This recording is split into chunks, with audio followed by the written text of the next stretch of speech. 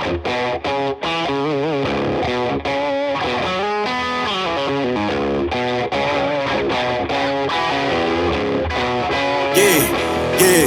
through flexing cause they know I got the sauce.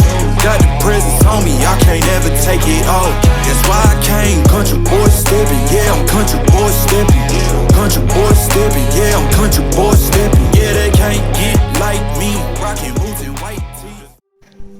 আসসালামু আলাইকুম। আমি আপনাদেরকে আজকে যে মোটরসাইকেলটা নিয়ে দেখাবো, এটা বাংলাদেশে খুবই একটা পপুলার মোটরসাইকেল, ইয়ামাহার FZ ভার্সন 2 সিরিজের ডাবল ডিস্কের এই মোটরসাইকেলটা বাংলাদেশে এসেছে 2016 সালে সিঙ্গেল ডিস্ক এসেছিল, তারপরে এটা হয়তো বা 2019 কি 20 সালে এসেছে। তো এই যে মোটরসাইকেলটা আপনারা দেখতে পাচ্ছেন, এটা অলমোস্ট 2 ইয়ার প্লাস বয়স হয়ে গিয়েছে। তো 2 বছরের যে একটা বাইকের অভিজ্ঞতা, এই বিষয়টা নিয়ে যদি আমি আপনাদেরকে কিছুটা বলি, এই বাইকটার ফুয়েল এফিসিয়েন্সি 2 বছরে যথেষ্ট পরিমাণে ভালো দিয়েছে এবং এই বাইকের মানে রাইডিং কমফোর্ট এবং ব্রেকিং কমফোর্ট সব কিছু মিলিয়ে বিগত 2 বছরে এই বাইকটা খুবই একটা স্বাচ্ছন্দ্য দিয়েছে। এবং এই বাইকটা নিয়ে যদি আপনাদেরকে আরও কিছু বলি, এই বাইকের যে রিম মানে পেছনের যে চাকাটা রয়েছে, পেছনের চাকাটা 140 সেগমেন্টের থাকার কারণে বাইকের রাইডিং গ্রিপ ভালো পাওয়া যায় এবং এর যে ব্রেকিংটা ভালো পাওয়া যায় এবং এর যে ব্যালেন্স কন্ট্রোলিং, যেটার কারণে রাস্তায় চলাচল করার সময় আমরা কনফিডেন্স পাই। এবং এই বাইকের সব থেকে বড় বিষয়, এই বাইকটা মূলত ইয়ামাহা যে সেগমেন্টে মার্কেটিং করে বা আমরা যে সেগমেন্টে পেয়েছি, সেটা হলো এই বাইকের কমফোর্টনেস এবং এই বাইকের মাইলেজ।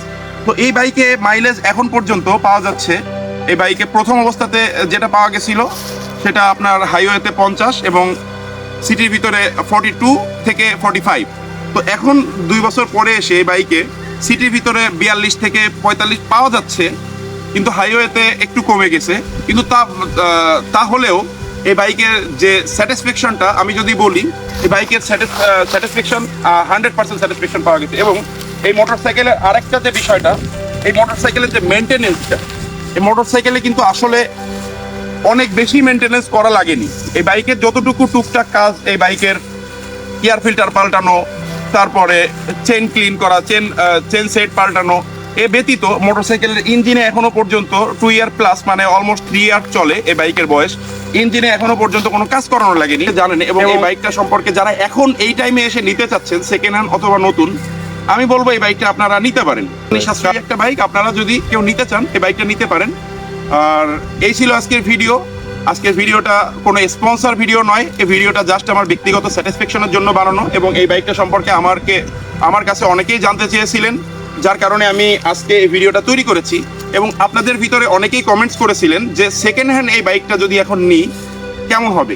সেকেন্ড হ্যান্ড আপনারা যদি নেন, এই বাইকটার যে প্রাইস রেঞ্জে আপনারা নিতে পারেন 1,80,000 থেকে 2 লাখের ভিতরে যদি আপনারা কিনেন, তাহলে এই বাইকটা নিলে আপনারা বর্তমানে প্রাইস ওর্থ হবে আমি মনে করি। তো এই ছিল আজকের ভিডিও। সবাই ভালো থাকবেন, সুস্থ থাকবেন, আল্লাহ হাফেজ। এবং আমাদের চ্যানেলটা সাবস্ক্রাইব করে পাশে থাকবেন এবং এই ভিডিওটাতে একটা লাইক দিবেন। ধন্যবাদ। আসসালামু আলাইকুম।